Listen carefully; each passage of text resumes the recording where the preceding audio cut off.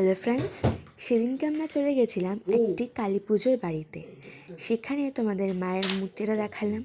এবার আস্তে আস্তে ঘুরিয়ে আশেপাশে ডেকোরেশনটা দেখাচ্ছি।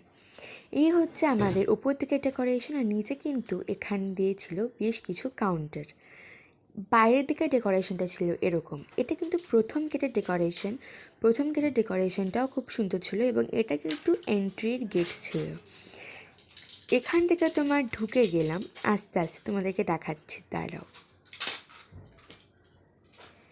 এখান দিয়ে ঢুকে গিয়েই কিন্তু সামনে আছে আমাদের মায়ের জায়গা, তোমাদেরকে যেটা আমি ব্লগের শুরুতে দেখালাম। আর এখানে আশেপাশে কিন্তু অনেক বসার জায়গা করা হয়েছিল। এটা হচ্ছে এক্সিট গেট, যেটাকেও কিন্তু খুবই সুন্দর করে সাজানো হয়েছিল। তারপর আমরা বসে পড়েছিলাম খেতে।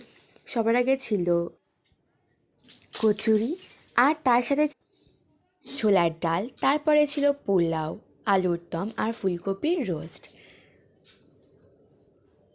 তারপরে ছিল চাটনি, পাঁপড়, পায়েস। দেখা হচ্ছে পরের মিনি ব্লগে। বাই। আর চ্যানেলটাকে কিন্তু সাবস্ক্রাইব করতে ভুলো না।